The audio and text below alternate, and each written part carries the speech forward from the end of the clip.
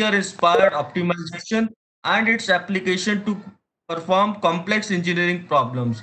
So now I request to take over the session, and Dr. Ankur Chaudhary will join us by 3:30 or 3:15. So before that, I would like to request Dr. Arun Prakash for continuing the session. Sir, thank you. Thank you, Dr. Vishal, for your kind words. Sir, you can share your screen. In front of you, there is a third option, share content. Yeah. I'm just gonna share.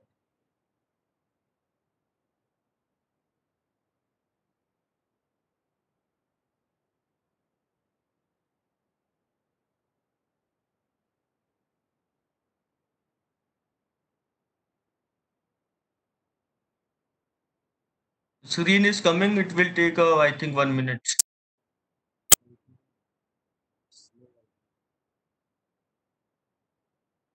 It's visible now? It is coming.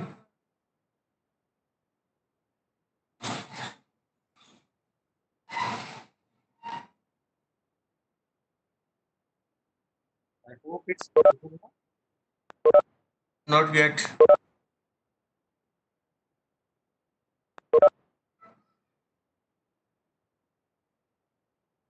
Now, Dr. Vishal, अभी नहीं आया sir. अभी लिखा आ रहा है doctor Arun Prakash Agarwal is starting to share content. Might be now it is. You can show the PPT show, sir. Yes, it I is have visible. PPT. Now screen is I have visible. already done it at my end. Now it is fine.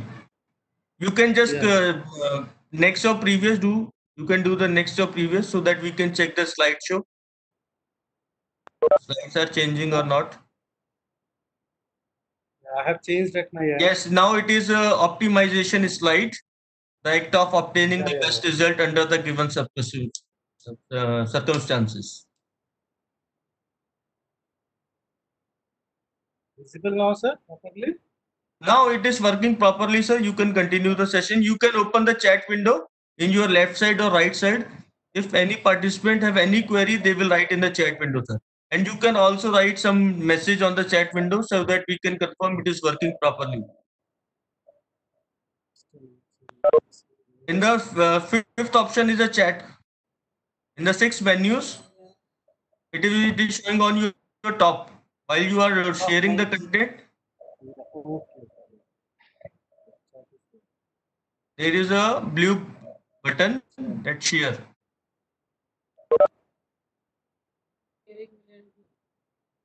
In the top where you have there is a menu of sharing. I have opened the same. So fifth option is chat, sir. I'm just trying to resize it so that I can see my. Yeah, you can resize it. You just also write something on the chat. Shobha madam, please mute your mic. Shobha madam. Dr. Amandeep, you also please mute your mic. It creates a problem during the session. This is visible to everyone.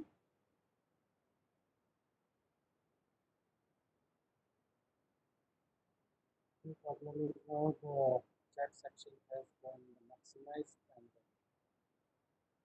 I will keep it minimized. If any participant has any question, you can ask me in between also. In the meantime, what I will do, I will be sharing my screen only. Am I audible?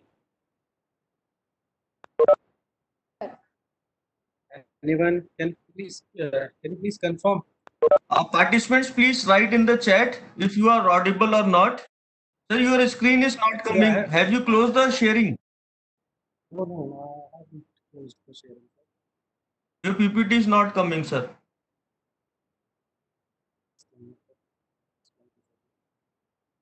I think you have again do the share content.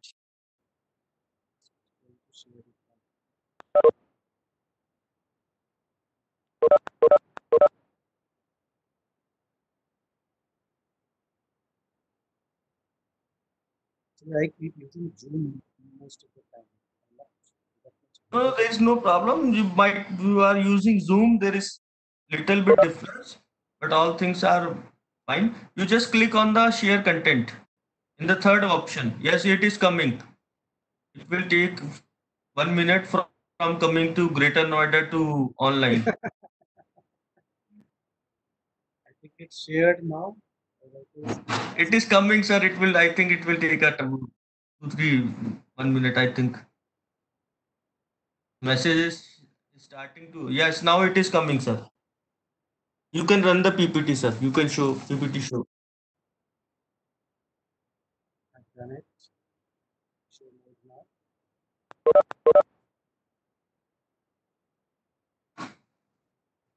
Visible now, sir? Yes, sir. Perfect. May I go ahead now? Yes, sir. Please. Good afternoon, everyone. Myself, Dr. Ravi Prakash Agrawal, as told by Dr. Shah Jain, and I'm from Jharkhand University. And today's topic is nature-inspired optimization and its application to complex engineering problems. My dear friends, you can see three keywords in this topic.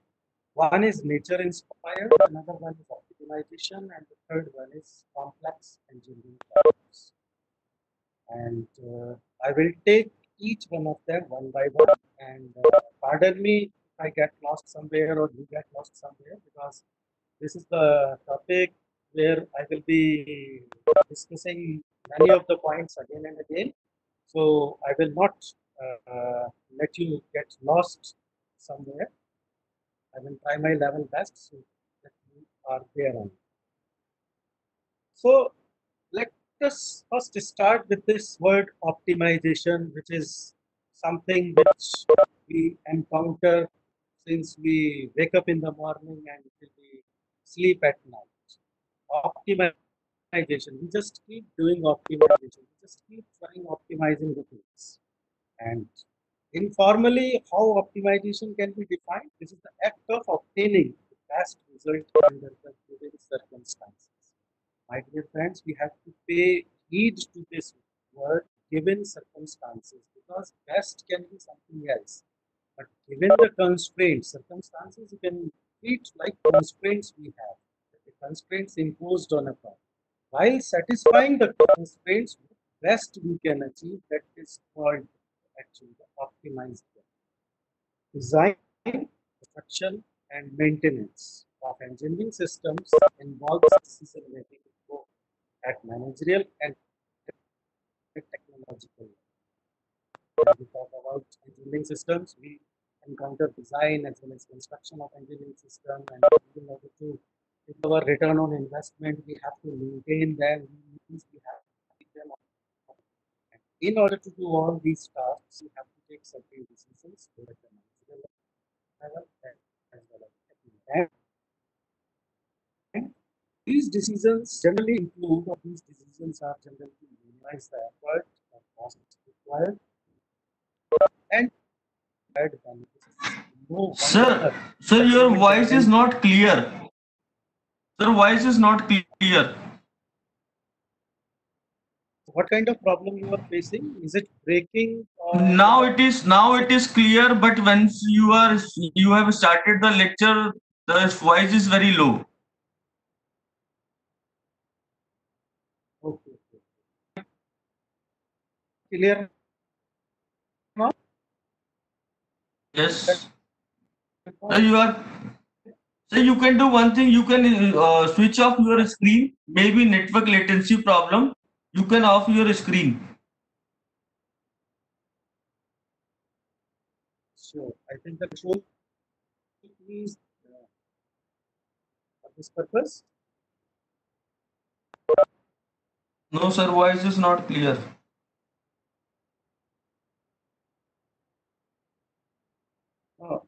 I was just asking Dr. Vishal, is there any shortcut key to switch off my video? No, no, sir. Yeah, now video has been stopped. Now video has been stopped. Yeah, it's okay. It's okay. Is there any improvement in voice now? Now voice is clear. Yeah. Moreover, I will keep the mic just in front of my mouth so that you guys won't face any problem. but my Ji. video is not on now, so I can do this also. What I was saying that optimization is something that we keep doing since morning till night, and this is a part of our life. And how we can say like this is that reason behind is we always try to minimize the effort or minimize the cost, and we always try to maximize the benefit. Whenever we do cost benefit analysis and you see before doing anything, we are interested in doing cost benefit analysis. Benefits must always be greater than the incurred cost.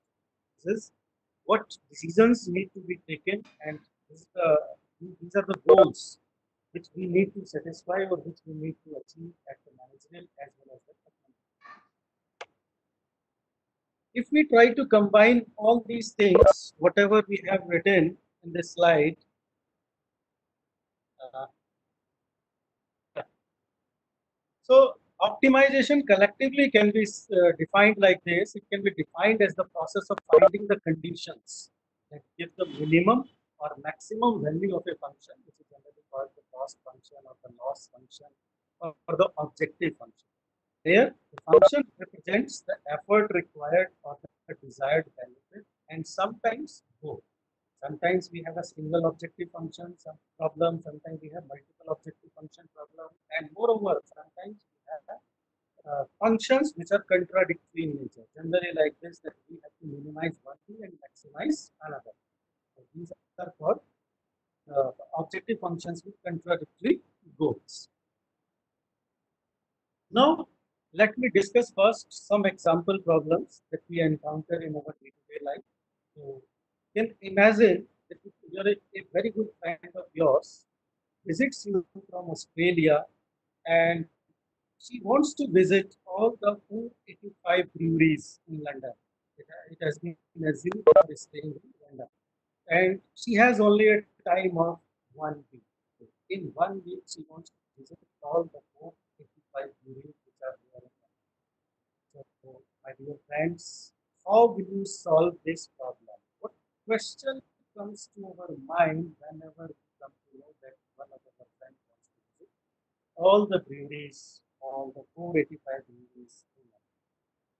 So, first of all, we start thinking like this: is this feasible? Is this possible that it can be done in 1 week of time?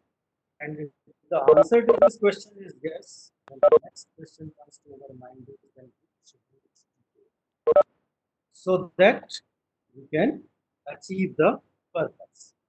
And the shortest route will certainly help us out in achieving this purpose.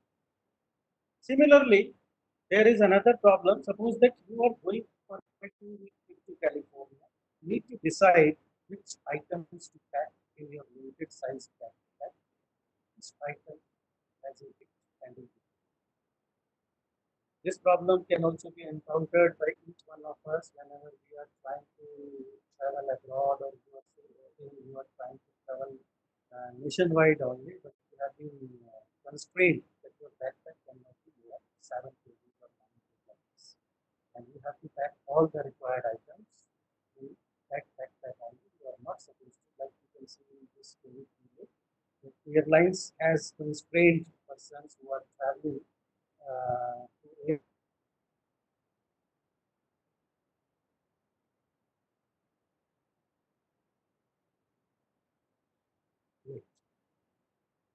So, what questions come to our mind then? Sir, your voice is breaking, sir. Still breaking, sir? Sir, while you taken the lecture, now 2-3 lines breaking. Sometimes voice is very low. Sure, sir. Sir, can you increase the voice of your mic? Ankur sir, can you please help? Sir is not there actually, and the voice is full, as I know. Voice is full at my system. In fact, I'm using the. You can do one thing, sir. You can just speak out as compared to your regular voice. You can speak some loudly because voice is very low. Sometimes voice is low or a breaking. Okay. Is it audible now? Am I audible now? Vishal sir, am I audible? Sir, people are writing in the chat. Yeah. Yes. Okay. Thank you. So what I was saying, that is this feasible to pack all the items, and if no, answer to this question is no, how do you decide which items to pack? How can we sort this problem out? We can rank the items in terms of weight and of utility. That can help us out. And if we have some information about the past trips, if we had any, I think again it's no, people are saying it's no.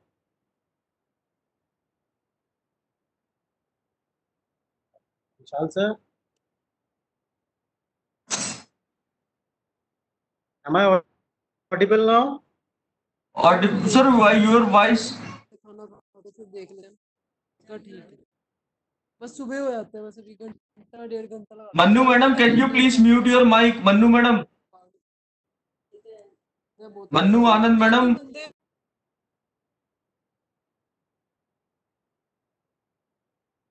Sir, if you are on laptop, you can speak directly. Can you? Yeah, I'm trying. I'm on laptop only. Yeah. Am I audible now? Yeah, perfectly fine. Yeah. But I'll be having trouble listening to the audience if there is Sir, any there is no problem. need. Sir, there is no need to listen. They will write in the chat window.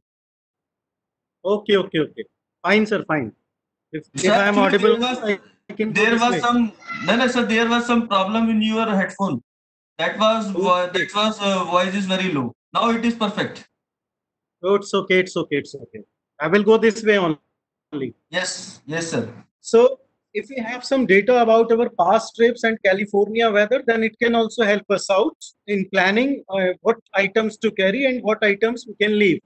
This is another problem which we encounter in our daily life. Any idea how to solve these problems? Any idea? Any of the participants? There are number of approaches to solve these kind of problems. Yeah, greedy method is one of them. Very good. Regression is there. It means people with machine learning are also there. Dynamic programming is there. Very good. Frequency, linear programming, yeah, machine learning. Very good. All these approaches can be utilized to solve these problems, but not all the instances of the problems. They can be used to solve only some of the instances of these problems. Let's visit some more problems. All these are treated like optimization problem because kind of problems is whether we need to minimize something or we need to maximize, or sometimes both. So let's take an example of an optimization problem which is easy in nature. So suppose that out of certain items you have to select only 3 which you need to put in your backpack. This can be considered like a simplified knapsack problem, which you all are aware of, I think. I'm just trying to take you somewhere where we can understand the difference between optimization problems and what are the different approaches, which approach should be used where. So X indicates, let's suppose that this what you can see, the values which are written in the yellow yellow boxes, these are considered suppose that it is X, and X indicates the utility of an item. The greater X, the more useful the item is. It is the utility of an item, which and how useful item is. Fine. So if we can rank them according to their utility, then we can apply the greedy algorithm, and with this applying greedy algorithm, we can pick the most useful one first, and then we will pick only 3 most useful ones. But the question is, how many combinations of items exist? How many combinations of items are there? If there are n number of items, yes, it's 2 raised to the power of n, because either we will pick one item or we will leave it. And how would you solve this problem? So I think I have already answered this question, that either we can go for greedy approach, if we can rank them according to their utility. If we want to see a more difficult optimization version of this problem, that suppose that we are given a set of objects with a given weight and a value, which is, you can consider like profit. A subset of objects we need to pick whose overall mass is below a certain limit, means this is a constraint optimization problem. Earlier, the constraint was that we could not pick more than 3 items. Now we are allowed to pick more than 3 items, but the weight of all those items cannot be more than 15 kg inclusive. And on the contrary, we also wish to maximize the total value of the objects. And my dear friends, all of you must have studied this problem as a 0-1 knapsack problem or fractional knapsack problem while studying or teaching design and analysis of algorithms. So how many subsets of objects exist? Again, 2 raised to the power n if there are n number of items. And what approach can we apply? We can go again for either we can go for dynamic programming approach if it is a 0-1 knapsack problem, or we can go for greedy approach if it is a fractional knapsack problem. Fine. Another optimization problem which we usually encounter, and in the form of Google Maps, we wish to find the shortest round trip through some cities. And another problem which we derive from this is traveling salesman. And you can see in Google Maps also that nowadays you are allowed to pick routes which can avoid toll routes or etc. or as per your convenience. So assuming you want to visit K cities, how many different round trips exist? If you wish to visit K cities, how many different round trips exist? And how would you solve this problem? Depends, number of round trips depends whether it is a symmetric problem or asymmetric problem. If it is a symmetric problem, then n minus 1 factorial by 2. And if it is a asymmetric one, then n minus 1 factorial. So from this traveling salesman problem, what another problem which we can derive is like it's a more real world like problem. And suppose that there is a depot and there are certain distribution centers for a business, then how can they, means where should be the location of the depot so that it is easy? Means this is in operations research community, we call it transportation problem, that how can we minimize the transportation cost from depot to distribution centers. Fine. So the decision here depends on data, and data-driven decisions are like consider traffic data for estimating travel time or derive customer priorities using customer data. So either we should have data, and this is what machine learning is based on, that machine learning engineer always demands data. First, give me data, then I will apply some model, then I will design some classifier or some regression model. Then only I will be able to predict that how much time it will take. Okay. Sir, we can't say that we can't surrender by saying like this, that this is not solvable or this is not possible to solve these kind of problems. Yes, it is not possible to solve all these problems, but we can solve some of the instances of these problems, as I said earlier also. So TSP, yes, it is in the category of NP complete problems, and they are supposed to be difficult problems, or you can say the hard problems. Vehicle routing problem is another version of this kind of problem. Suppose that you are running a transportation company with your own car. Now you can think of it like you are a delivery guy, or suppose that just assume about a delivery guy, and he has been given certain deliveries he has to deliver within a certain period of time, and he has to decide his route. So you have a set of pickup and delivery jobs around town to do tomorrow, and what sequence of stops should you choose to finish the jobs as early as possible, because we wish to, or the person wish to, minimize the time and maximize the deliveries. Another important problem, just think of from the perspective of a project manager, or you can say think from the perspective of a company owner.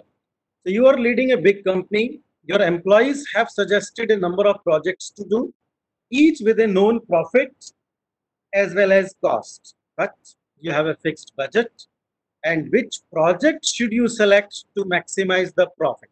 Because as an owner of the company, what do you want? You want to maximize your profit, irrespective of, it doesn't matter for you which project is means socially, or you can say you can keep them at verge. But first of all, your target is that it should be profitable. So you wish to maximize your profit. Fine. So these are some of the problems. One more important problem. Yeah, Mr. HP has raised the hand. Do you have any questions, sir? HP. Yeah. I can't recognize you because this was the only name visible to me. Yeah, I am Aditya Vishwas. Yeah. Can you hear me? Yeah. I can hear you, but not that clearly, sir, because I'm not using any headphone. Oh, okay, ignore it. I'll see later. Aditya sir, you Yeah. can please write in the chat window. Aditya sir. Okay. I can write in the chat. Okay. Yeah, please write in the chat window. He will take question from there. Okay. Please mute your mic, sir. Take the question answer session at the last. Might be Okay. possible the question you are going to ask get answered during my slides. Okay. Yeah.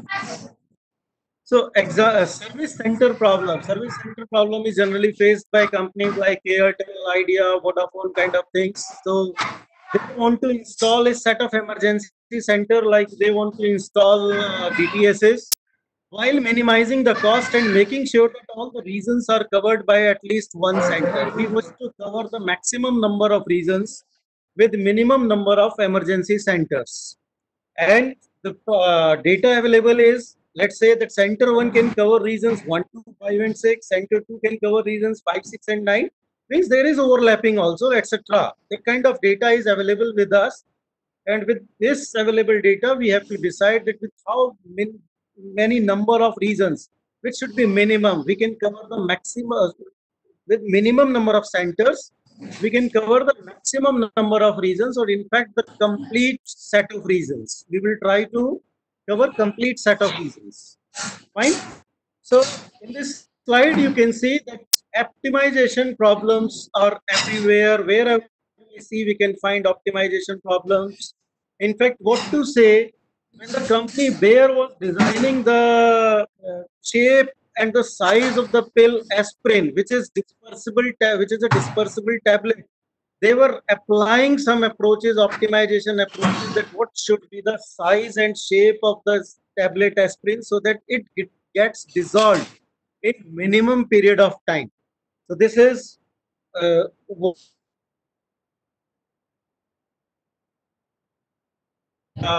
field of our life. In music you can see, in sports you can see, in factories you can see, in fleet scheduling, if we have to do there also, we have to optimize the fleet, our available fleet. Fine. These are some more examples which we face in different domains, like portfolio optimization in insurance domain, or you can say the savings. What are the variables if we wish to optimize our portfolio? Everyone wants to minimize, or you can say maximize his profit with minimum savings. So variables are amounts invested in different assets. Constraints applied are what is our budget, what is the maximum or minimum investment means allowed per asset, or what is the minimum return? What minimum return do we want? Objective, we wish to risk overall risk or return variance. We wish to minimize the risk or return variance. Similarly, in the manufacturing domain, we wish to optimize the manufacturing process, and the variables applicable to this problem are what are the sizes of the equipments available and order of unit operations. Constraints you can consider like manufacturing limits, timing requirements available. And objective is, again, we wish to minimize the cost of manufacturing process. Because if we cannot increase the selling price, what we can do to increase our profit is we just can reduce the cost. That is the only option available with us. Similarly, for the machine learning fraternity, what we do, we want to model the parameters. So model parameters are the variables, constraints, what prior information is available, and what are the limits of the parameter, means what minimum or maximum values can a parameter can take. Objective is we wish to minimize the prediction error, or we wish to minimize the misfit. Right? So these are some other problems which are again in the category of optimization problems. So with these problems, what we could learn, or we can come to the, you can say the sorry, I'm just skipping this word. I'm just means we come to the decision that optimization problems is something which we can't avoid. Right? Now the question arises, how to solve these problems? We have discussed some of the approaches available, as they say that many approaches are available. Either we can go for brute force approaches, which require full enumeration, means full exploration of the solutions, and which is probably not possible due to the time constraints. You may also be able to eliminate certain partial tools or items through careful reasoning and data analysis or integration, availability based on the availability of past data, or based on some intuition. You can eliminate certain partial tools, or we can defer picking some items. And another intuitive approach is that it starts with some good guess and then try to improve it iteratively, which is iterative in nature. We just throw a good guess and then start with that solution, and then we try to improve that solution in number of iterations. And this later approach, this intuitive approach is, my dear friends, is an example of a heuristic approach to optimization. Heuristic, can anyone tell me the meaning of this word heuristic? What are the heuristic approaches? Are you aware of these approaches? Heuristic approaches. Trial and error, yes. Trial and error is the right terminology, or you can say the another synonym for this heuristic approaches. Or a better option is, no, minimization is not. Select a guess and start is right. Yes.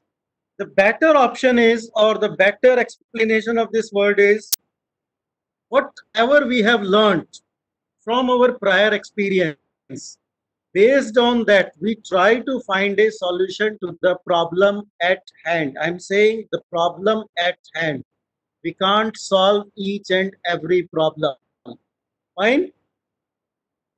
So, whenever we have to solve these problems, we have to think about these problems in a different manner. And this slide shows you that where we need to focus. Suppose that we are encountered with a real world problem. We cannot solve it in the same form, you can say, in which it is we confront it.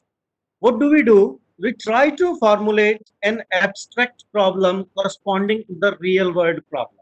We just try to formulate it as an abstract problem. And what we try to do, we try to solve this problem, solve the abstract problem.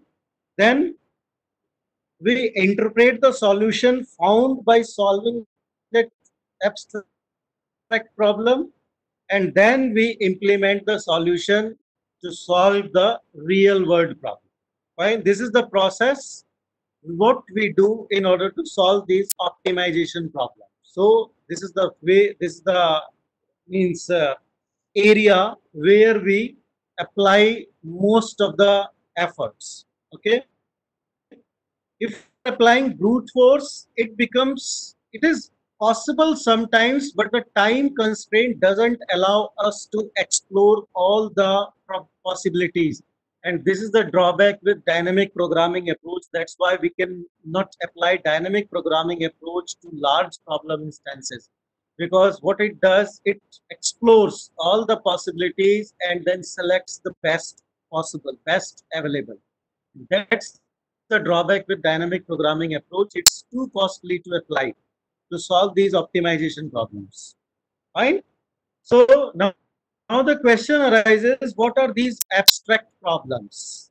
We will encounter several different abstract problems, like traveling salesman problem, that is an abstract problem, vehicle routing problem, that is an abstract problem. And I have already discussed all these problems. Now we will see how we can formulate these problems. Multi-dimensional 0-1 knapsack problem and many more. And one more thing about these abstract problems, that all of them belong to the category of combinatorial optimization problems. Any guesses? What is a combinatorial optimization problem? What do we mean by this word combinatorial? Because there is a complete subject, combinatorics theory. Any guesses? Combinatorial optimization problem. Now you are aware of traveling salesman problem, vehicle routing problem, distribution center problem. Okay, let's go ahead. I will discuss the same. In a formal problem, we usually find data, which are nothing but the parameters, decision variables, which we need to minimize or maximize. Okay. Yes, we try to exploit the search space, but we try to explore the search space intelligently. We try to search the search space intelligently. That's where we want to go. And there are some constraints imposed on each and every optimization problem. However, there is one more category, constrained and unconstrained optimization problem. But usually you will never ever find any optimization problem which is unconstrained, in at least in our daily life. There are always constraints imposed on the optimization problem. So the problem is to typically find the values for the variables that optimize some objective function subject to the constraints. Means we have to find the values of the decision variables in order to get the maximum or minimum value of objective function while satisfying the constraints imposed on the problem. And optimizing over some discrete structure gives a combinatorial optimization problem, because there can be two different domains, discrete as well as continuous, where the variable can take on real values. We say that it is a continuous domain problem. Otherwise, we call it a discrete optimization problem or discrete combinatorial optimization problem. Yes, I will come to genetic algorithm also. We will reach there, but we have to find a path. Why do we need to apply genetic algorithm or any other approach? Okay. Reinforcement learning is the machine learning version, sir. So first try to understand that what is a combinatorial optimization problem. A combinatorial optimization problem can be expressed more generally like this. Either it is a maximization problem or minimization problem. So it will be max or min, where we have to maximize or minimize an objective function represented by fx, and x is a vector of decision variables, fx is the objective function, S is the solution space which you were talking about, that we need to explore the search space. Search space is nothing but our solution space where we have number of solutions available and we have to find the optimal one. And F is the set of feasible solutions. Fine. So as you can see from this slide that X belongs to F and F is a subset of S. Means all the feasible solutions are there in solution space and we have to find the most feasible one. This is the problem and this is called combinatorial optimization problem. Fine. So again, just a recap that combinatorial problems arise in many areas of computer science and application domains such as finding shortest or cheapest round trips, knapsack problems, planning, scheduling and timetabling, vehicle routing, location and clustering, resource allocation, protein structure prediction. So all these are nothing but the combinatorial optimization problems. And combinatorial problems involve finding a grouping. Some problems we have to find a group of elements. In some cases we need to find an ordering, like in TSP we just need to find an order of the cities, that in what order we will visit the city so that we can have a round trip, or assignment of a discrete finite set of objects like in knapsack problem that satisfies given conditions. Fine. Again, as you could see earlier also, that this is nothing but the backpack problem or the knapsack problem where we have to find or we have to select a number of objects satisfying that the cumulative mass or cumulative weight is not more than the given available weight. So if I ask you, how can you formalize this problem? What is the search space in this case? And how would you write down your objective function fx? And what are the constraints? Constraints are somewhere clear to us, that the maximum weight cannot be, let's say, more than 15 kg. Okay. So whenever we encounter an optimal problem or an optimization problem, we have to think about all these three things, that what is the solution space or search space for this problem, how can we write the objective function, and what are the constraints. And the hint to solve these problems is determine theoretically what are the variables, constraints, a candidate solution to the problem, and criteria that we want to optimize, which is nothing but our objective function. So how can we formulate this problem? You can see it like this. We want to maximize. Maximize means maximize what? Maximize our revenue, you can say, or maximize our profit or the value. And we want to minimize, we want to keep the weight limited, means cumulative weight of selected X items cannot be more than greater W or capital W, you can say. So PI is the profit, or you can say the value associated with item Xi, and we will consider this for n number of items, subject to the constraint that Wixi collective Wixi cannot be greater than equal to W. It should be less than equal to W, and Xi can take on values only 0 or 1. Means whether we will select an item X or we will not select it. Right? If the value is 1, we are going to select it. Otherwise, we are not going to select it. So the search space will be 2 raised to the power n. Fine. This is how we formulate an optimization problem like this.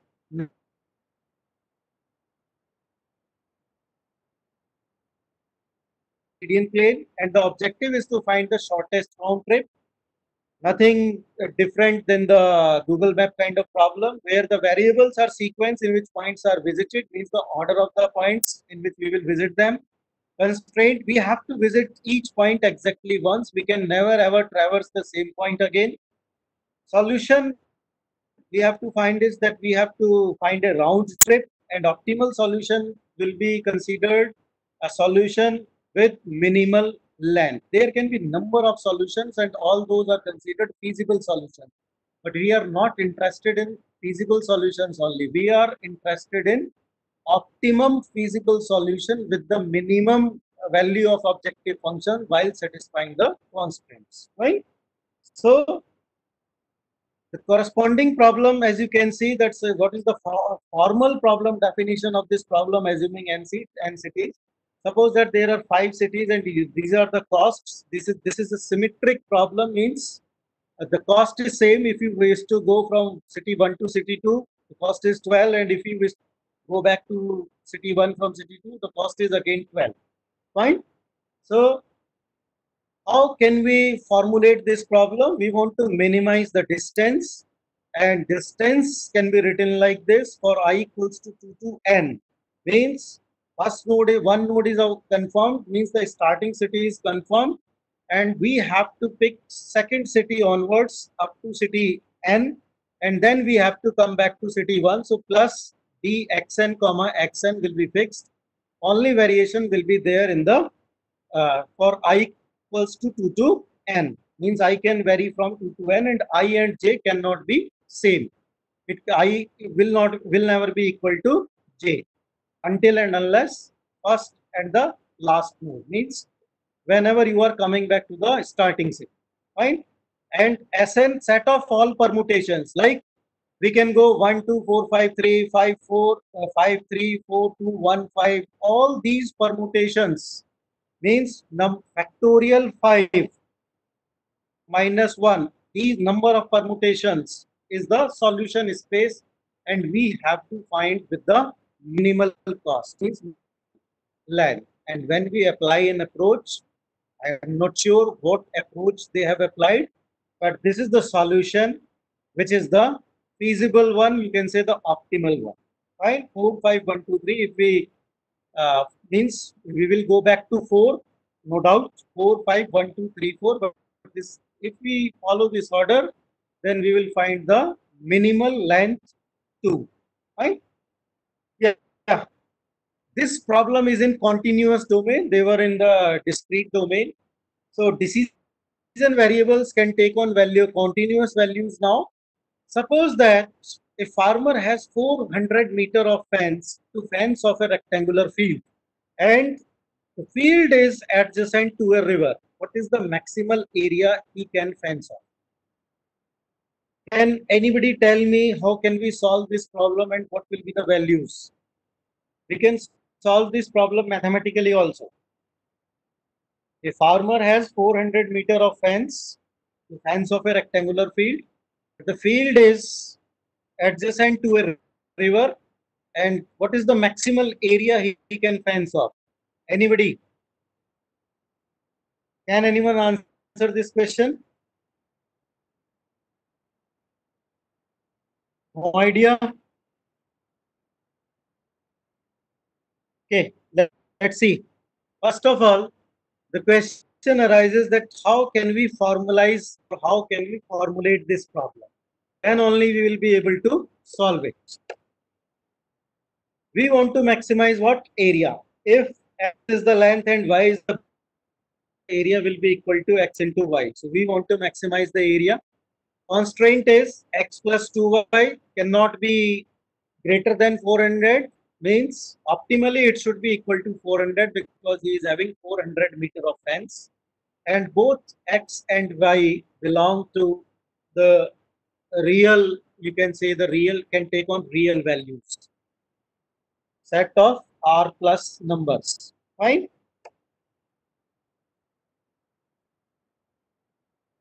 This can be written like this.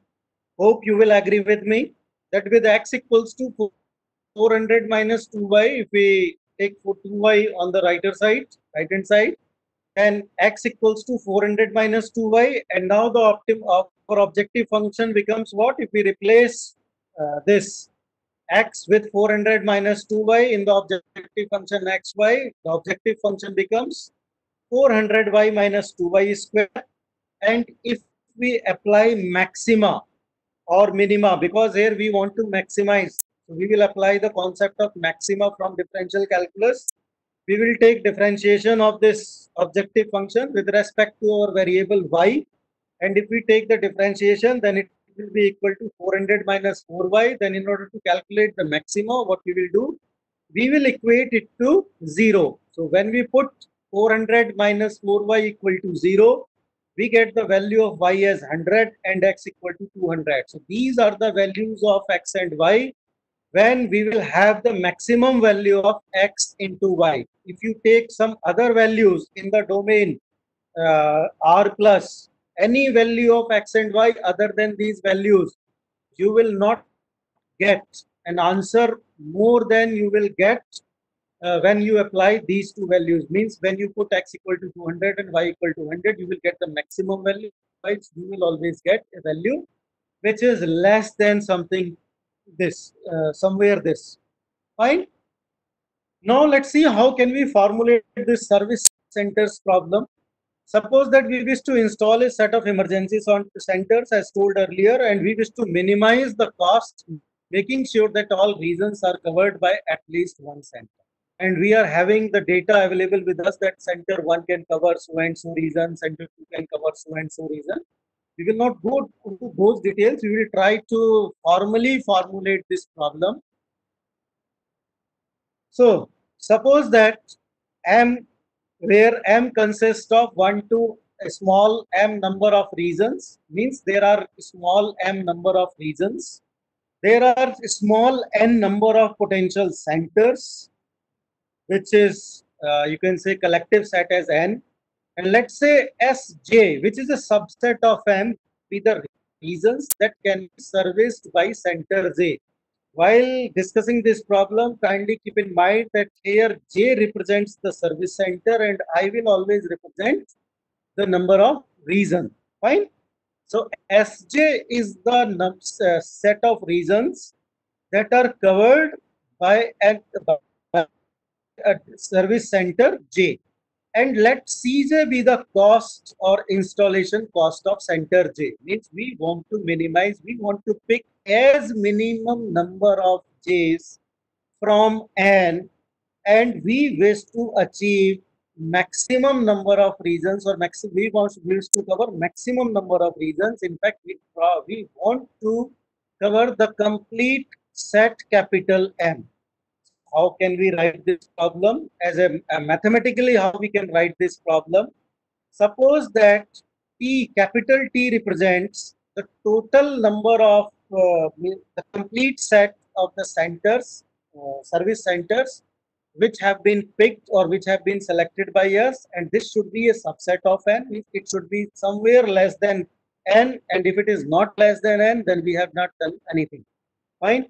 So T should be a subset of n, and the cumulative cost of Cj should be minimum, means we wish to minimize the cumulative cost of this service centers, where J belongs to capital T, which is the set of all the centers which we are going to select, such that if we do union of all the regions covered by centers selected by us, it should be equal to capital M. Means somewhere we should be able to cover all M regions with J number of centers, where 1 to J you can say belongs to the set capital T, which in turn is a subset of set capital N, which is the total number of potential centers.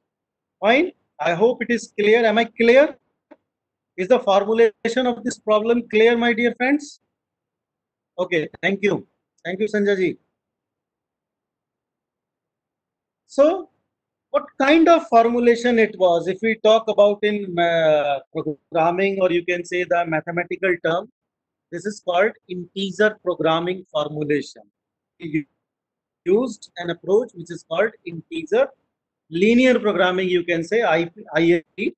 And first we need to specify the data. Whenever we are going to solve this problem, we will try to generate an incidence matrix, and on one side you can say the rows or the columns. On one side we will keep the service centers, on other side we will keep number of regions, and we will draw an incidence matrix that which center covers which reason, and whether we are going to, if we are going to select the center, we will put 1 in front of it, otherwise we will put 0. Means the element aij will be equals to 1 if I is going to be selected or I is going to be part of our optimal solution, otherwise the value of aij will be equal to 0 corresponding to that particular distribution, service center. Then we must define the decision variables, and our decision variable is xj will be equals to 1 if center j is selected, and xj will be equal to 0 otherwise. Find xj and aij. This will help us out in solving our service center problem. Fine. And if we combine all these things, constraints as well as the normal formulation ILP, given data and variables, we can formulate the constraints. At least one center must service each region. This is what we want. And if we take the cumulative cost, you can say, or if we take the cumulative set, yeah, these are binary decision variables. Very much, you are very much right that these are binary decision variables because they can take on values only 0 or 1. For j equals to 1 to n, what we will do that aij the aij should be equal to greater than equals to 1 for m number of reasons, where xj belongs to 0 or 1 means for j equals to 1 to n, whether the xj, the center j will be selected or it will not be selected. Fine. So this is the complete formulation. Minimize cj xj for j equals to 1 to n, subject to aij xj should be greater than equals to 1 for I equals to 1 to m, and xj belongs to 0 comma 1 for j equals to 1 to n. We will see. Fine. So this example illustrated how a formal problem may be defined based on a real world problem. And give example where a COP is relatively easy, for it can be formulated as an integer programming, and sometimes the COP can be difficult to formulate as a mixed integer program. Sometimes integer programming approach doesn't work, and that's why we require number of approaches. And before going into the details of those approaches, we should first understand that what is the difference between a problem and a problem instance. Because I've already said that we cannot solve each and every instance first of all of every problem, and we cannot solve each and every problem. Okay, we always try to solve the instances of the problem. The problem can be defined like this: given any set of points k, find a shortest round trip. Means if we are given n number of cities or n number of points and we have to find a shortest round trip, this can be called a problem or can be treated like a problem. Now, what can be a problem instance of this problem? Come up with an algorithm to find shortest round trips for n. Mr. Shashikant. Uttam sir, please mute the Shashikant sir. Uttam sir. Thank you. Yeah. Thank you, Vishal sir. Thank you. Another problem instance can be like this: given a specific set of points P, find a shortest round trip. Or goal may be what? Find shortest round trip for P. Technically, problems can be formalized as sets of problem instance. Means we try to formulate or we try to formalize problems into problem instances. Fine.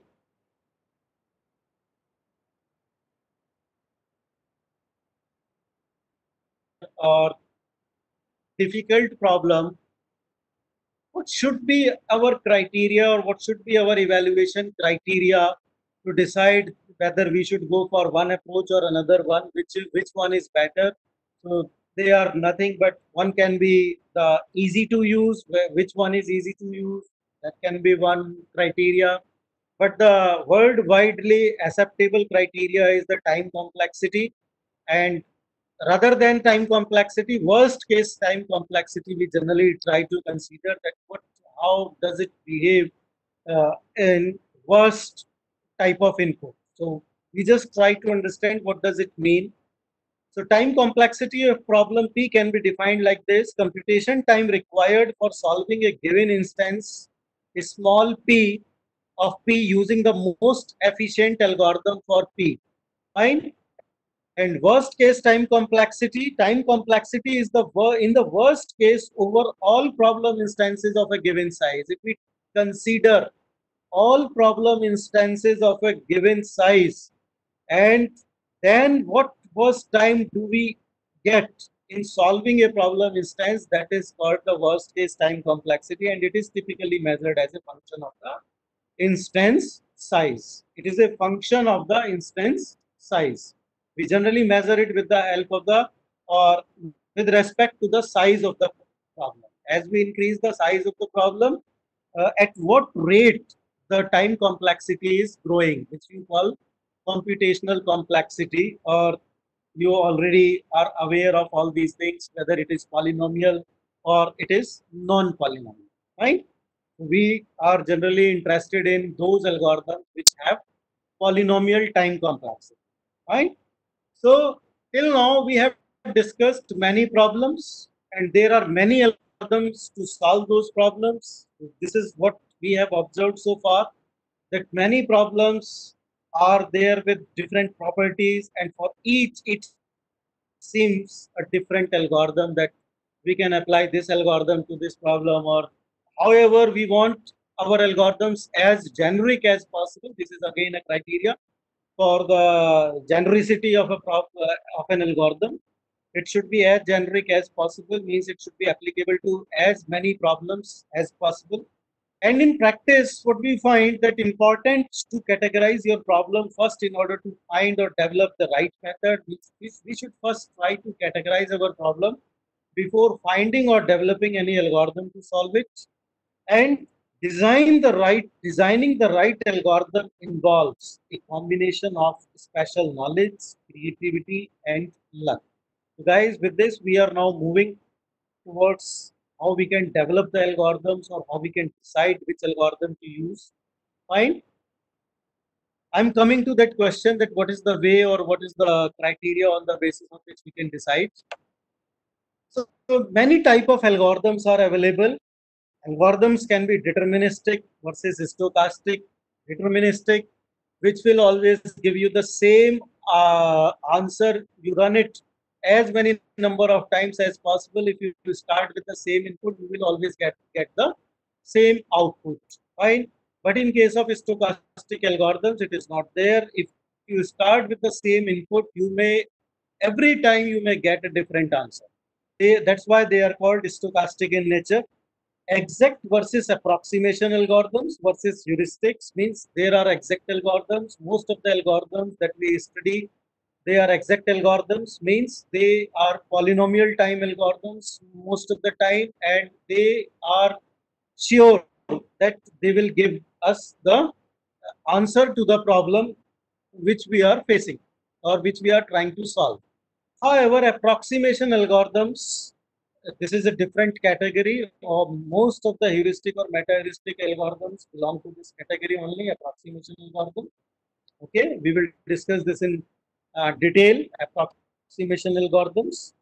Single versus multi-objective heuristics, we may be trying to solve only a single objective, or we might be trying to solve multiple objectives at the same time. Okay, fine. And there are any time algorithms also which can be applied. So the question arises that how can we solve problems? So I will not take much time in this slide, because you are aware of this thing, that exact algorithms are there, branch and bound, branch and cut. Fine. Approximation algorithm, the characteristics of approximation algorithm is that they can guarantee you that they will solve a problem, but how bad they will perform, means they will give you an approximate answer. This is called approximation ratio. Suppose that you could have achieved a minimum tour length of, let's say, 100. But the algorithm you are going to apply, it will not guarantee you that it will achieve the value of 100.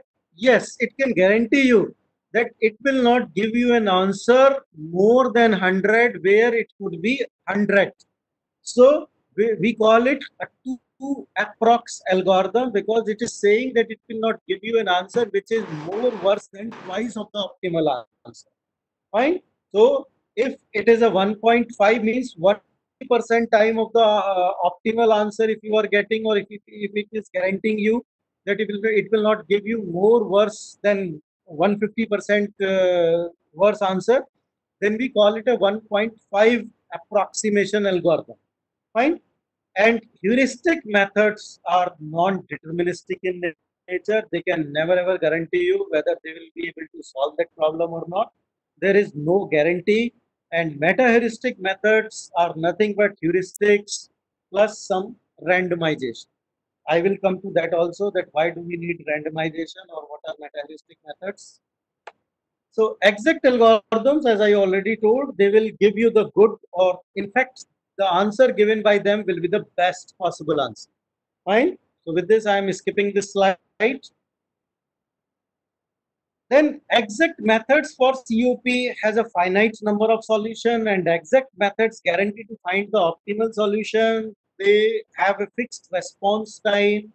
Exact methods are good for limited problem sizes, perhaps good for instances at hand, and often basis for approximation methods. They generally are used as a basis for approximation methods and often good for simplified problems, not for hard or difficult problems.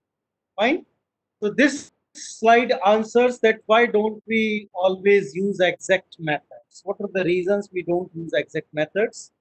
Because we have already said that if a heuristic does not guarantee a good solution, why not use exact algorithm that does? If there is some algorithm available to solve that problem, even if even if we are having exact algorithm to solve a particular problem, sometimes we are hesitant of using that particular exact algorithm, and these are the reasons behind that. Sometimes what happens that the running time of the algorithm stops us from using that exact algorithm, because if we apply that exact algorithm, it may take days, it may take years to solve that particular problem. And sometimes the linkage between the real world problem and the formal problem is weak, and sometimes even you cannot properly formulate a combinatorial optimization problem or integer programming problem that captures all aspects of the real world problem. And if the problem you solve is not the right problem, it might be just as useful to have one or more heuristic solutions rather than the optimal solution of the formal problem. Fine. So these are some of the reasons why we don't always use exact methods. Sometimes there are time constraints. Sometimes there is a linkage problem between the real world and the formal formulation of the problem. And sometimes we are not able to formulate the problem properly. Like sometimes we encounter combinatorial explosion. Combinatorial explosion is like where means which we encounter due to which will lead to the time complexity, or you can say the which will restrict us from using exact algorithms. Like in case of set covering problem, if we talk about set covering problem, which is nothing different from emergency center problem. The number of centers was supposed at n, and the number of solutions will be 2 raised to the power n. And 2 raised to the power n in itself is not a polynomial, you can say a number. Fine. The traveling salesman problem, a salesman must visit or must travel n cities. Visiting each once, the salesman can visit the cities in any order. And the number of solutions in this case will be, if it is a symmetric instance of that particular problem, then half of n minus 1 factorial. And this is an example. Suppose that if we have a problem to find the best visiting sequence to serve 14 customers, then how many possible routes there exist? N minus 1 factorial if it is an asymmetric one. and 14 factorial 14 means 88 billion solutions are possible solutions are there, and if we have a PC which can check 1 million solutions per second, then we need somewhere around 2444 hours to check them all and find the best. If we want to explore all the possible solutions, then we require this much of time, which is not practically feasible. That's why we need some other type of algorithms which can explore the solution space for us in feasible time period. However, we will have to compromise with the quality of the solution. Means the quality of the solution we will be getting may or may not be optimal, and that's why we say that we may get a near optimal solution and not the optimal one. So this is another example in case of traveling salesman problem. This many number of feasible solution, if we are having 13,509 cities to visit and 10 raised to the power 49,933 feasible solutions, and it is not possible to means explore all, right? So here the approximation algorithms come into the picture. There we require approximation algorithms, and approximation algorithms as opposed to exact algorithms do not guarantee to find the optimal solution, as I told earlier also. However, there is a bound on the quality, as I told, that either it will give us not worse than 150% of the answer or 200% of the answer. For example, for a maximization problem, the algorithm can guarantee to find a solution whose value is at least half that of the optimal value. And we do not discuss many algorithms, approximation algorithms here, because that is not, because I have to shift to the, you can say, heuristic or meta heuristics. So I am not going to discuss approximation algorithms here. However, they also belong to the category of approximation algorithms only. Fine. We are discussing approximation algorithm just to mention them as a contrast to heuristic algorithms. So what are heuristic algorithms? As Sir, said sorry to earlier, disturb you. Sir, yeah, sorry to yes, yes. disturb you. Yeah, can we, sir, take few questions? As I am seeing that on the chat window, many people are asking questions. So Yeah, that yeah, can you can be, take, sir. in the chat We can window take, there are, we can take. yeah. If you can, we can take a few questions for next 10 minutes. Then after we can continue the session, sir, because Sure, sure, people sure, are yes. So I request you sure, please sure. write the questions in the chat window. So there are Sir, 2-3 questions are in a pending. Vishal sir, can you please do me a favor? Yes, sir. Can you please read those questions for me? I will do. I will do. I can understand there is some problem that you are not able to see the chat window. Yeah, yes. Yes, that I can understand, sir. Yeah, Some first question I am taking, that is how the modern optimization ABC, PSO, EPO techniques is yeah. different than one other. ABC, PSO, and PSO and EPO.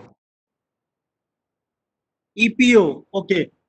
G. There is if you go into the details or into the implementation of these approaches, you will find that all of them belong to the same category, which is nothing but the swarm optimization algorithms.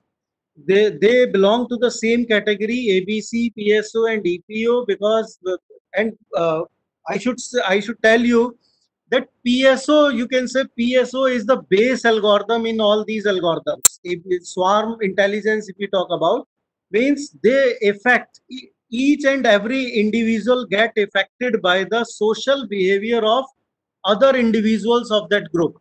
So they are not fundamentally different. They are just different. Person was inspired. Like ABC was inspired from the story of artificial bees. Means how do they survive? How do they collect nectar? What process do they follow? And if we talk about PSO, the concept of Levy flight is there. Means how do we take the steps, next steps? How do we take moves? Means this is nothing but they all try to explore the solution space, or you can say the search space. Most of the time they are following the same strategy, but only the story is different most of the time if you go into the implementation details of these algorithms. This is what I can say about these algorithms, sir. Any other question?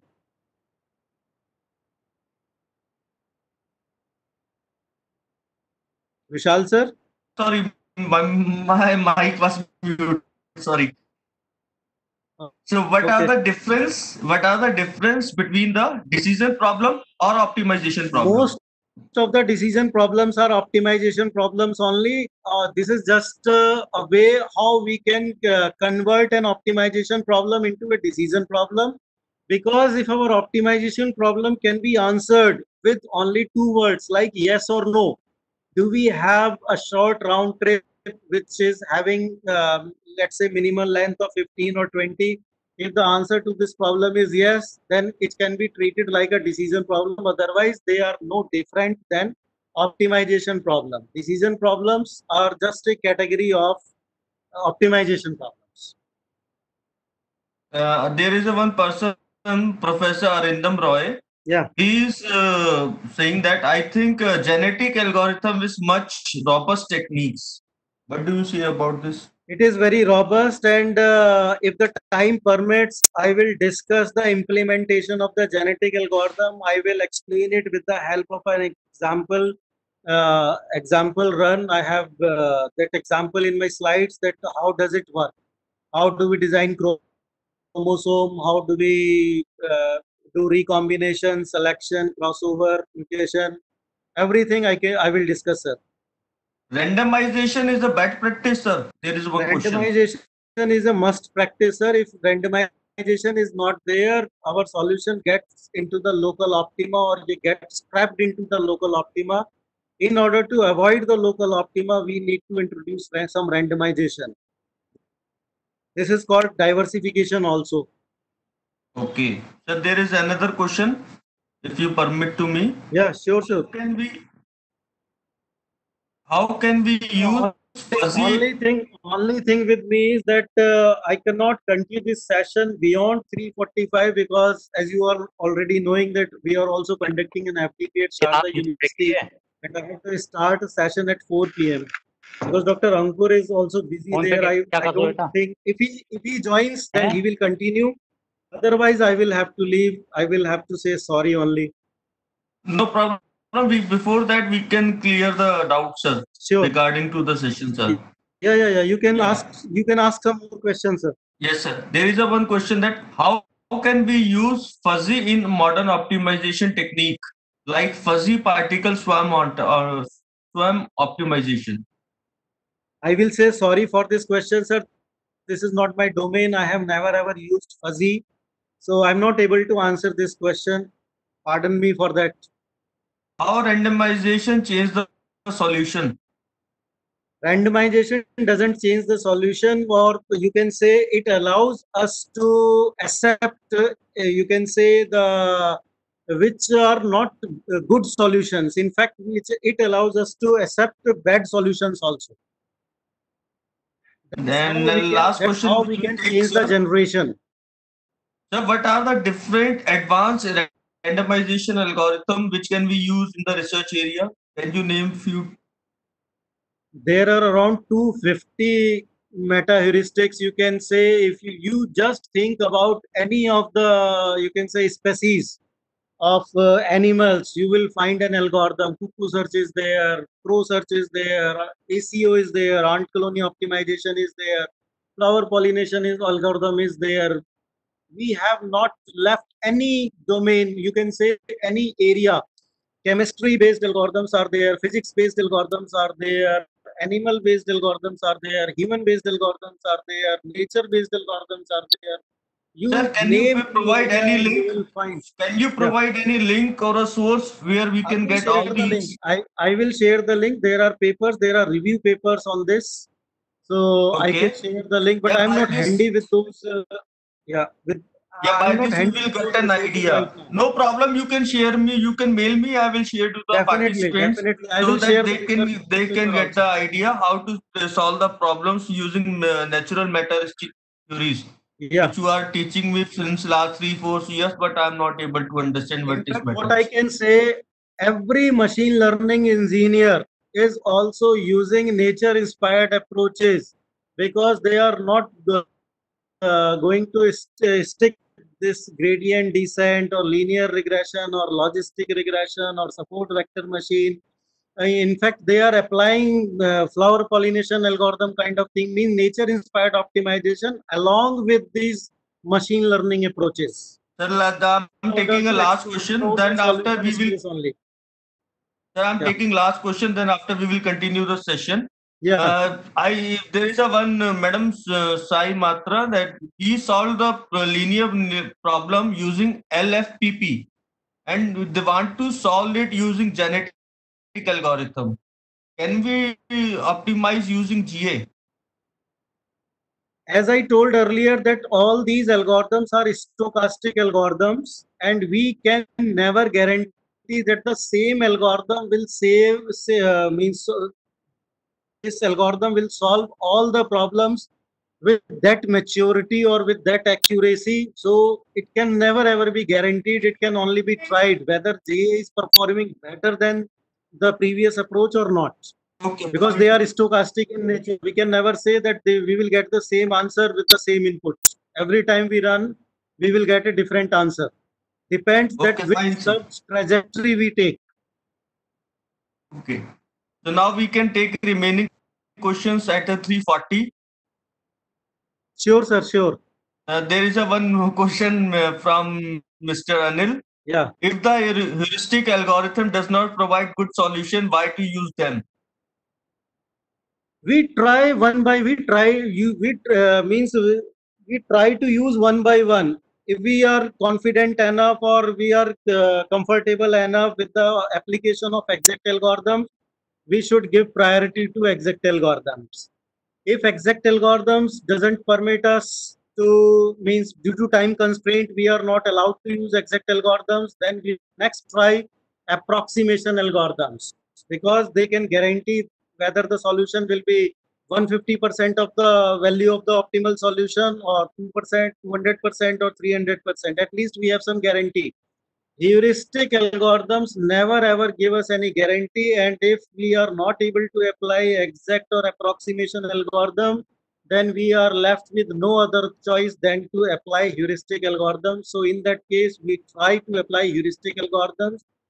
One more reason behind application of heuristic algorithms is that they are time efficient most of the time, means they do not take that much of time because they apply some random guess and then they try to improve that guessed solution in certain number of iterations.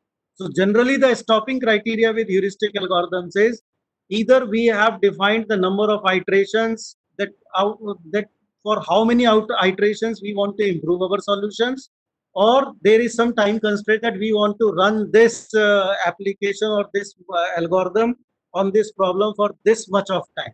So that is generally the stopping criteria with heuristic algorithm. So we Okay. try one by one. I hope this Okay. answers the question of Mr. Anil Best. Yes, sir. He is saying okay, sir. Thanks. Yeah. So Now as we you can take already a few questions after the session. So I request to all sure, sir, participants to please keep request to all participants to please keep your questions at 3:40. We will take a question answer round at Yeah. 3:40. Sure, sir. Thank you, sir. Yeah. So heuristic algorithms do not even necessarily have a bound on how bad they can perform. Already told you. That is, they can return a solution that is arbitrarily bad compared to the optimal solution. They never ever guarantee that they will be able to solve that problem for sure. However, in practice, what we have observed that heuristic algorithms or heuristics for short have proven successful. And that is the only thing which is in favor of heuristic algorithms, that they have proven their applicability on numerous problems, numerous times where they were able to solve those problems in feasible time in comparison to exact or approximation algorithm.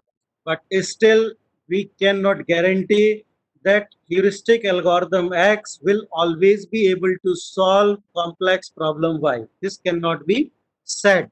Fine. So heuristic is nothing but the what we have learned from our experience. We just try to apply our experience. Fine.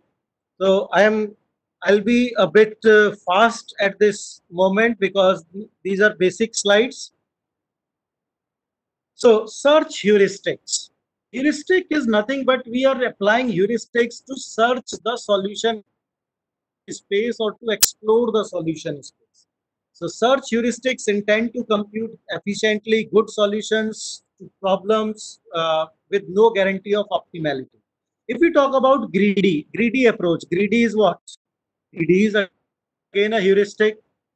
I'm just sharing a scenario with you. Whenever any of us, however, it is not possible nowadays because there are no marriages nowadays. But in normal days, whenever we have to go to attend a marriage, and suppose that we are going with our by our car, and you have to find a parking. What do you do? Generally, what do? We just start moving from the gate or from the passage, and the first slot that we find where we think that yes हमारी गाड़ी यहाँ पे set हो जाएगी, fit हो जाएगी, we can park our car over here. Do we park over there or we go to find another place for our car, another better place for our car? Generally what we do, we as soon as we find the first available slot or first available space where we can park our car, we park it there, and then when we walk to the you can say the marriage venue, and we find this was the much better spot or much better place. So but we are we have already parked our car. So this is again a greedy approach, greedy heuristic. So greedy approach is again a heuristic approach, right? So these are normally inspired or they range from rather simple to quite sophisticated approaches, and they are generally inspired often from human problem solving like rule of thumb, common sense, and design of techniques based on problem solving experience that how many number of problems we have solved of that domain. There can be natural processes also like evolutionary approaches. GA belongs to evolutionary domain. Swarm behaviors, as told earlier, ABC, PSO, cuckoo, crow, all these belong to swarm behavior. Simulated annealing kind of approach which are based on the chemical principles, and they are usually used when there is no other method to solve the problem under given time or space constraints. This again answers that question, where do we apply heuristic approaches? They are usually used where there is no other method to solve the problem under given time or space constraints, and they are often simpler to implement or develop than other methods. This is another reason in favor of heuristic approaches. There is again a confrontation between the mathematical programming community and heuristic community. So what do they say? Mathematical programming community try to do what? They transform the problem into a certain structure. Then they use certain standardized algorithm, make use of standardized algorithms to solve those problems. These standardized algorithms are often based on solving convex sub-problems. Convex problem means where we have only one local optima. If a problem can have more than one optimal values, then it is called concave problem. It is not called convex, and generally we encounter concave problems. And mathematical programming community, or you can say these standardized algorithms are guaranteed to find the optimal solution. However, they are sometimes time consuming for difficult problems. If the size restricts or which limits their use. So wherever possible, we should first try to use mathematical programming approach. And if we are not able to apply it due to time or feasibility constraints, then only we should go to heuristic based approaches. And heuristic based optimization community deals with the problem as it is. Algorithms are often specific and problem dependent. Goal is to find a good solution, and that too in a reasonable time. Fine. Now we come to the point meta heuristics. What are meta heuristics? So meta heuristics are nothing but heuristics over heuristics in short, and this concept was given by Fred Blower in 1986. Generic heuristic solution approaches designed to control and guide specific problem-oriented heuristics, because heuristics are problem-dependent. Meta-heuristics are more generic in nature. They can be applied to more number of problems in comparison to heuristics. And they are often inspired from analogies with natural processes, as I told you earlier also, that some of them are inspired from the behavior of ants, some are inspired from the behavior of bees, some are inspired from the behavior of crows. So rapid development over the last 3 decades we have seen in the meta-heuristic approaches, and they are flourishing now. So this is what I have already told. A meta-heuristic means a heuristic around heuristics, right? And these are some popular frameworks, heuristic frameworks: genetic algorithm, simulated annealing, taboo search, scatter search, ant colony optimization, PSO, ILS, VNS, adaptive memory programming. Fine. So meta-heuristics, these are some of the characteristics of meta-heuristic, that they can address both discrete as well as continuous domain problems. They are the strategies that guide the search process. This is very important. These are nothing but the strategies that how we will explore our search space, means how we will guide the search space, means how we will guide our agents that they should explore the search space. And they range from simple local search procedures to complex adaptive learning processes. They can be simple procedures or they can be as complex as possible. Being adaptive in nature means they will, as somebody said earlier, that reinforcement kind of approaches. So reinforcement learning is parallel to this. Actually, if I really talk about that, machine learning community is one domain to solve optimization problem. And all these approaches which I am discussing today, they are called soft computing approaches.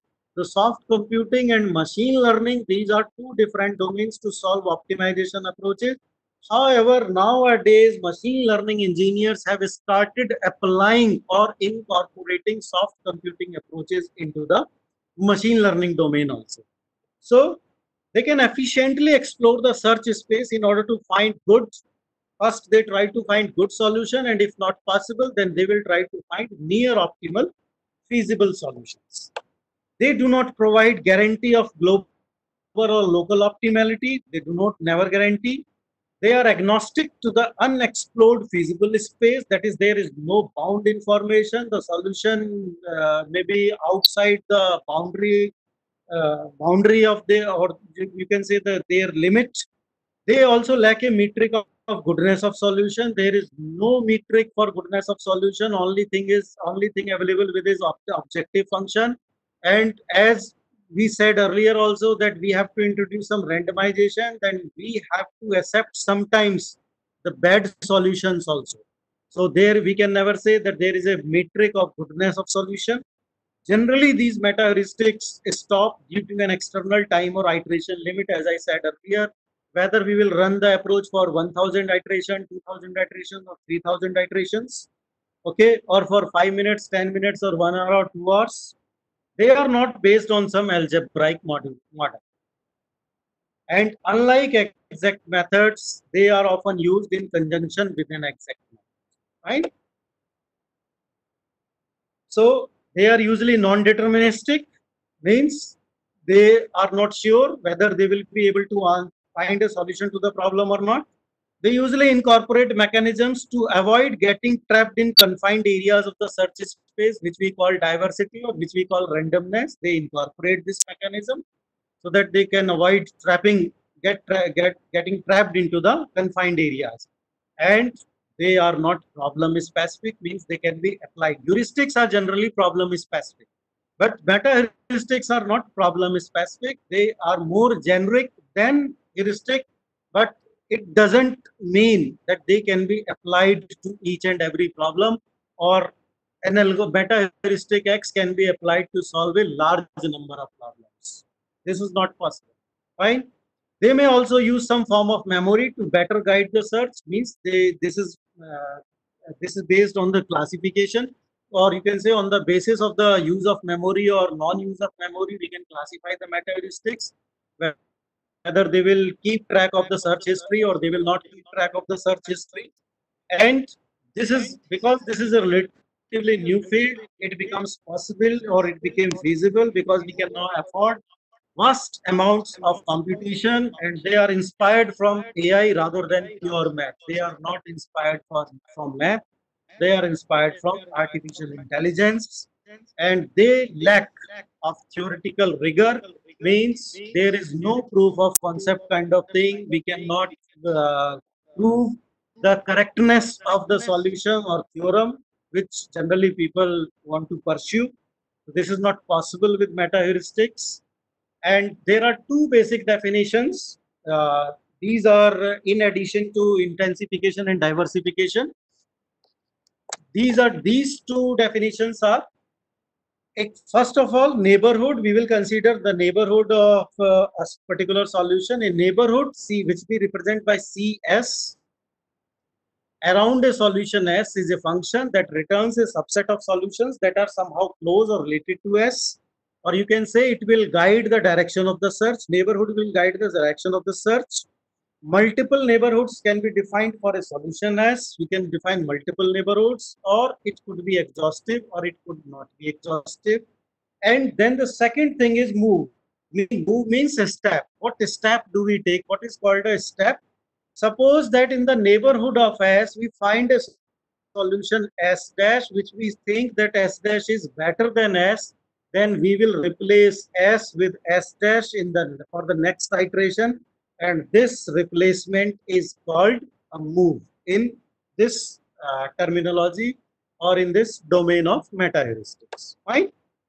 So meta heuristics, a number of grounds. One is inspiration, whether they have been inspired from the natural concept or some non-natural concept. Like natural concept based meta heuristics are genetic algorithms or ant colony optimization, which we can see in nature. Non-nature based taboo search or iterated local search, these two belongs to the category of non-nature inspired algorithms. And a classification. This line is very important. A classification may not be mutually exclusive. A nature inspired algorithm can be memory using or memory less also. So there is a, you can say, an intersection amongst the classifications. Second classification, or the second ground on the basis of which we can classify meta heuristics, is it can be static objective function or it can be with dynamic objective functions. Means in case of a static objective function, we are not going to change our static function during the iterations. But in case of dynamic objective function, we can also change the objective function, means our objective function will keep changing. Like in case of machine learning, suppose that there is a problem called click-through rate.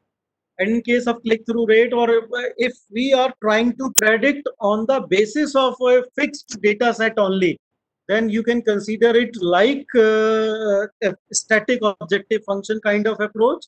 But if you are taking continuous data in order to take decisions, then you can think of it like a dynamic objective kind of approach, right? So why would we ever modify the objective? I think I hope I have answered this question. Third classification is based on memory, whether they keep track of their search history or not. Based on the search history, they will take the next step. And if they do not take consideration the previous steps taken, then it is called memory-less algorithms, and simulated annealing, GRASP, and some other approaches belong to this category.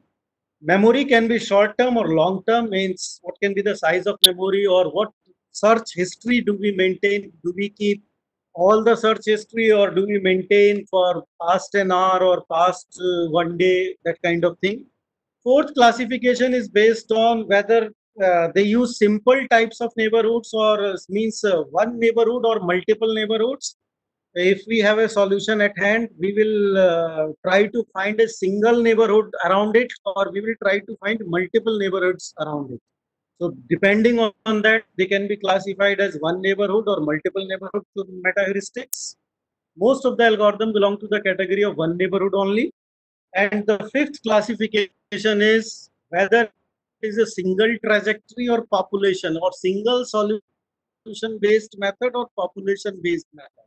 In case of meta heuristics, we generally, as we said earlier, that we start with a simple guess, or we start with a random guess, and that guess can be a single solution or multiple solutions or multiple solutions at the same times.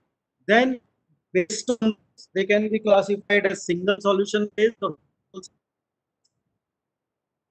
you can see that Tabu sir simulated annealing, treated local sir single solution based meta heuristics, and GA, CO, and adaptive memory programming belong to the category of population-based methods. And the trend nowadays is towards the population-based method with integration of proven ideas from trajectory methods. Trajectory means the trail which follow from going from the starting point to the final point. Right? You can understand it like this: single solution based meta heuristics, or you can say S meta heuristic. We generate a single solution, and means the input is the initial solution S0. We start T with 0, and we repeat or we iterate the algorithm. We try to generate candidate solutions, partial or complete neighborhood from ST, solution at time T, generate the neighborhood of S, and select the neighborhood of S, which we find, or as per our objective function, which we can guess. Then it is better than the previous solution, we replace it with ST.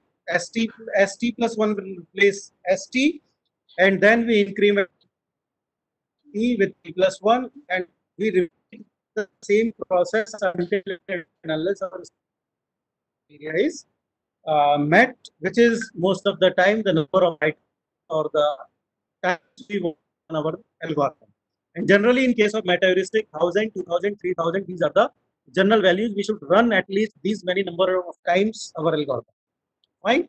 Population-based meta heuristic, in case of population-based meta heuristic, we generate an initial population, means a population of solutions, not a single solution. And then we try to find neighborhood of that population, and again we repeat the same process as we did in the single solution-based meta heuristics. Fine. So these are three methods. You can visualize. This is the solution space, you can say, and you can say this is our initial solution, which we represent with this green dot S0. Then we will try to find out a neighborhood of this S0. So this circle represents the neighborhood of this initial solution S0. There are 5 points in the neighborhood of this solution. Then we pick any of these 5 points which we consider best as per our objective function to be taken next. So this is S1, which we have taken for the next iteration.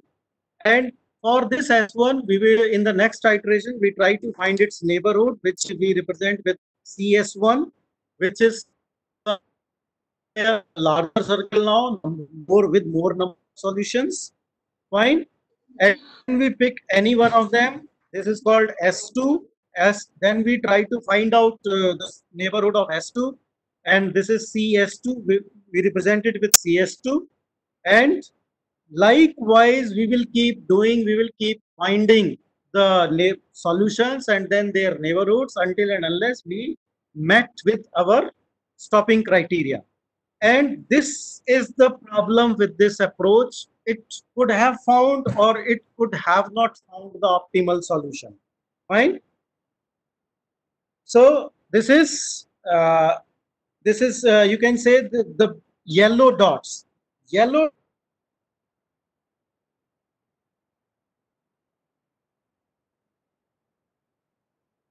one was missed during the search region of CS1 when we took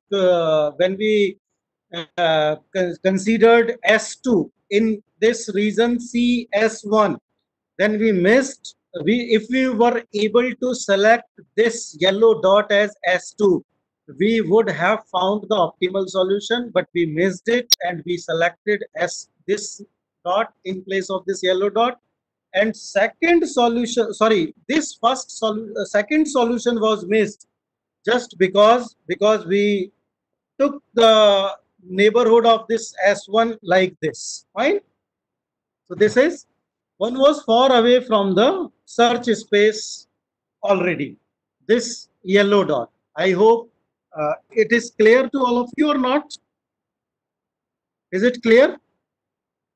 Dr. Vishal is asking me to be ready with the questions. However, I'm not done with my slides.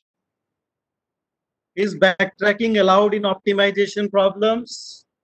Most of the time it is not allowed, or you can say that we don't call it backtracking. It can happen accidentally that we revisit the same solution. So that way you can say that it is called backtracking. There was a question from Dr. Anupam Balian. I could not read it. Dr. Vishal, Sir, there is a question. Yeah. Sir, there is a question. If a problem is not solvable but searchable, then how we can optimize it like TSP and assignment problem? First of all, it is not always necessary that we can convert each and every problem into TSP or any other problem. We have to see that in what way we can formulate it. Because if we say that TSP, then this is called a permutation problem, means where we have to find the reordering of the cities. Sometimes there are problems which are called combinatorics problems, means combinatorial problems, like we have to select out of certain quantities, like NCR kind of problems, and there are certain problems which are called NPR kind of problems. However, collectively they are called combinatorial problems, but there are two categories, like permutation and selection. So we have to see whether our problem belongs to the permutation category or to the selection category. If it belongs to the permutation category, then we can try to formulate it as TSP. But it is not always possible that it can be converted into TSP. I hope that answers this question. So you can close your sharing, and on your screen we can take 2-3 questions before you're leaving, because your time is now going to complete. I have to start. My speaker will be. Yes, I know. You can just give me 5 minutes. Then after you can leave. We can take short questions. Yeah. So you can stop sharing. All are requested to share questions if you would like to ask. What I will do, I will share my slides with you, Dr. Vishal, and you can share the slides with them. They have the I have implemented 2 approaches in those slides. One is Tabu search and another one is genetic algorithm. And if any one of you find any problem in understanding any of these approaches, you can ping me up again. Anytime you can call me, I can come once again for an hour. Sir, I have a question, sir. If you have time. Yeah. Sir, I have a question. Sure. Sir, just one question, sir. All the problems, optimization problems are NP complete problem? Many of them are NP complete problems, sir. Most of the time, or that's why we call hard optimization problem. If it is a simple optimization problem, like I said, if we have to pick only 3 items out of 10 items, then we cannot say that it is a NP complete problem. Okay, sir. Thank you, sir. If the problem size is large, then we say that yes, it is NP complete problem, because it cannot be solved with the help of exact algorithms. Okay, sir. Thank you, sir. Thank you. Yeah. Thank you very much, sir. I will give you another trouble for taking a next 15 minutes, 20 minutes on some other day for the query Yes, yes, session. yes. Yes, we can do. I'll be more than happy to continue, sir. I'll be more than We happy can to do continue. one thing. We can put our question and answer round on some other day after 4 o'clock maybe. So we can do that, sir. Sir, for all these 5 days, I'm busy from 3:30 to Sir, 5:30 at my least. program is of 15 days, so there is no problem. We can schedule on the Saturday also. After 12, after 12, Yes. I'm free. After 12, Yeah, there is no problem. There is no problem. I will take your time. I will call you for I'm this. extremely And thank sorry. you very much. No, I can understand because in some circumstances you have given me the 2 hours. I know because my request was earlier and your Yes, plan was yes, that's the later. only reason. But yes, there is a difference. Yes, there is a difference Earlier, between the 2 yeah. hours. When you agreed me, yes, when you agreed me after 2 hours, you have planned for the FDP. That was a main problem. Earlier, we were Yes, yes, thinking yeah, I that can. our FDP we will plan on from 11th onwards. Yes, yes. I discussed this thing with the Dr. Ankur also, but it is very kind that you have given me the 2 hours time for the session. And the session was wonderful, which I also learned at my during my MTech. You taught me the DA. I remember that in the year of 2008. So DA is your favorite subject, and you got a 98 out of 100. I still remember that thing. So thank you very much, sir, for giving me Thank the you time. so much. We will Thank you meet. for inviting me, and thank you for such patient listening by all the audience, all the participants. So you And can please just pardon me you if can I please have- share your mobile number on the chat window or email ID so Sure, that they can contact sure. you. I'm just Yes. writing, sir. I'm just writing. Yes, sir. If they have any query or a discussion, they will contact you, sir.